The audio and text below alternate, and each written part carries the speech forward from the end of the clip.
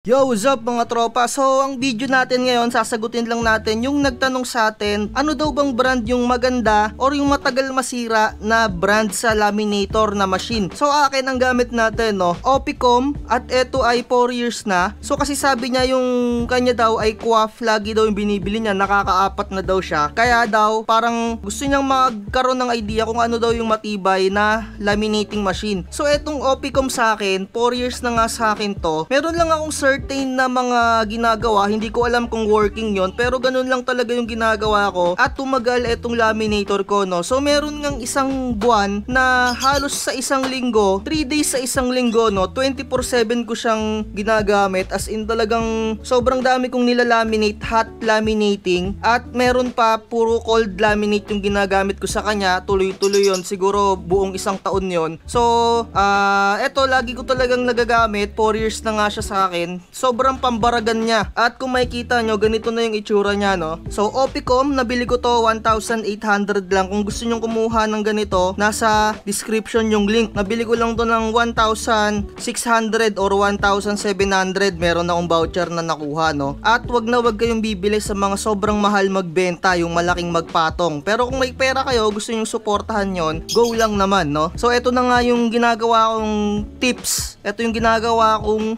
sistema kung paano ko siya iniingatan. So, halimbawa gagamitin nyo na magha-hot laminate kayo, kung makikita nyo yung knob or yung parang pang volume niya dito sa temperature, hanggang 180 degree yung kanyang temperature. So, wag nyo siyang bubuksan, wag nyong i-on nang kayo ay nasa naka-level lang ganyan. So, halimbawa mag-hot laminate kayo, setup nyo ng hot laminate, wag kayong mag-open ng machine kapag ka naka-setup agad dun sa temperature na yon. Gawin nyo, i-zero nyo lang, tapos yun nyo pa lang siya i-open, tsaka kayo mag-volume or kung anong temperature yung gagamitin ninyo. So eto pang tips na ginagawa ko, kapag maglalaminate kayo ng mga ID or mga A4 size, yung mga sagad or kahit anong ilalaminate nyo na hot, huwag kayong sasagad ng 180 degree. Huwag nyong sasagad do sa 180, laging 140 lang. Tapos kapag ka nag-green na to, tsaka lang kayo magbawas ng temperature, gawin yung 130, tsaka na kayo mag-laminate. So sana na gets nyo, ulitin ko lang. Kapag mag-laminate kayo, i-set up nyo lang ng 140. Pag nag-green na siya, tsaka nyo bawasan ng 10, gawin yung 130, tsaka na kayo mag-laminate. Kapag mga A4 size yung mga malalaki, pwede nyong dalawang pasok. So ayun na nga, tapos na kayo mag-laminate naman. Para naman mapatay nyo yung inyong laminating machine, huwag nyo siyang irerekta na patay. Kung huwag nyo siyang irerekta na i-turn off kung tapos na kayong gumamit, no. Ang gawin nyo, ibalik nyo siya sa 0. Ayan, tapos mag-antay kayo ng mga 10 seconds. Bilang kayo ng mga 10 seconds, no. Antayin nyo na medyo bumaba yung inyong parang thermostat ata yung tawag dito, or yung parang kung monitoring nya ng init. Kapag naka 10 seconds na, pwede nyo na siyang patayin, no. Tsaka pa lang kayo magpapatay. Huwag nyong irerekta na i-turn off pagka ginagamit nyo pa or naka-level pa yung kanyang temperature doon. So ganun lang yung ginagawa ko. At eto pa, sa cold laminating naman, huwag nyo nang dadagdagan yung temperature neto, kasi cold laminate hindi na kailangan ng temperature nun. Lagi nyo lang siyang i-zero, tapos i-cold laminate nyo siya, tsaka nyo i-open. 'Di ba? So kapag ka magko-cold laminate naman kayo, make sure na hindi na mainit yung inyong laminating machine. Halimbawa, galing kayo sa hot laminate, ipahinga nyo siya ng mga 30 minutes or pahanginan nyo bago nyo siya gamitin. Kaya ina-advise ko sa inyo, kung meron kayong budget, bumili kayo ng 2 laminating machine, kahit na yung isang machine ay for laminating lang ng cold. Kasi yung iba na machine, nasisira kagad yung kanilang hot laminate kasi nga nirerekta nila na patayin kahit na naka-temperature pa. So ayun yung nagiging dahilan kaya nasisira agad yung hot laminate, no. At eto pa, no, kapag ka naka-cold laminate naman kayo, wag niyong laging iti-turn off, iti-turn on, turn off, turn on. Etong button na to, no, sanayin nyo na makakuha kayo ng rhythm nang hindi nyo na pinapatay etong laminating machine para tuloy-tuloy, no. Kasi merong nagtuturo dyan na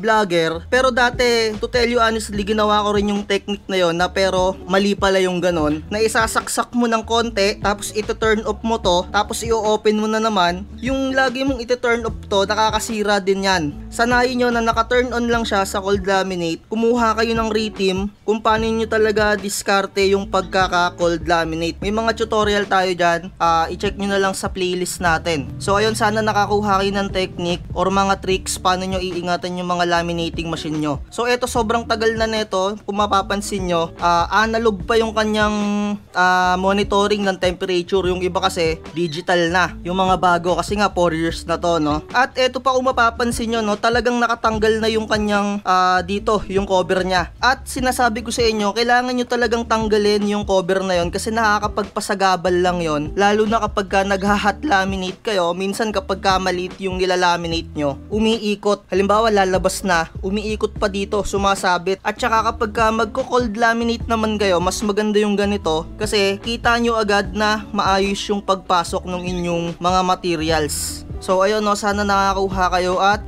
inuulit ko, kung meron kayong mga budget, kung gusto nyong suportahan yung sobrang mahal magbenta, go lang naman kayo doon. Pero kung talagang wais ka, may utak ka at hindi ka bobo, hindi ka uto-uto, mag-canvas ka ng materials na mura at kung saan talaga authorized na nagbebenta. So eto, sa Opicom ko nga siya nabili. Kung gusto nyong bumili ng agaya ng ganito, nasa description yung link ng materials, no, doon na lang kayo bumili. Napakamura talaga nito. 1.7 ko lang to nabili or 1.6 kasi merong akong voucher nun. At take note, free shipping fee nung nabili ko to. Sa Lazada lang. Ayan, no. So eto pa, no, konting tips pa additional. Kapag galing kayo ng cold laminate naman papuntang hot laminate, okay lang yan na kahit irekta nyo ng hot. Halimbawa open na, naggaling kayong cold, gusto nyong mag-hot, ipindot nyo lang to. Tapos make sure lang na yung temperature bago kayong mag-hot ay naka-zero. So halimbawa naman, ang gagamitin yung laminating media ay yung mga onion skin. Huwag kayong lalagpas ng 120, hanggang 100 lang. Hanggang 100 lang kapag ka mga onion skin pag mga calling card. Huwag na kayong tataas ng 110, 120, hanggang 100 lang. Kung maaari nga hanggang 90 lang eh. Kasi sobrang nipis nun yung onion skin na laminating film. So ayun, sana nagkaroon kayo ng idea kung paano nyo mapapatagal yung lifespan ng inyong mga laminating machine. Eto pa additional, kapag ka nagko-cold laminate kayo, meron mga may iwan dyan na residue na mga adhesive. Pwede nyong kaskasin yan. Kaskasin nyo na lang kung anong materials yung pwede nyong pangkaskas para matanggal niyan. Kasi yung mga adhesive na yan, dumidikit yan sa film or sa mga hot laminate or sa mga cold laminating film nyo. Kailangan malinis siya, no? So eto, hindi ko pa nalilinis ngayon. Kakaskasin ko na lang yan. Huwag nyo naman masyadong kaskasin ng todo-todo kasi baka numipis yung rubber. Ano lang to eh, goma lang to eh. So ayun na, like, share, and subscribe. Bye-bye, sana may natutunan kayo. Bakit ang gahaman mo? Gusto mo sa'yo lahat na nakikita. Napakadorobo mo. Sa lahat ng kwento ikaw ang bida. Napakahirap mo na makontento. Lahat ng porsyento sinadya mo na masolo. Bakit ka ba ganito? Mamigay ka naman.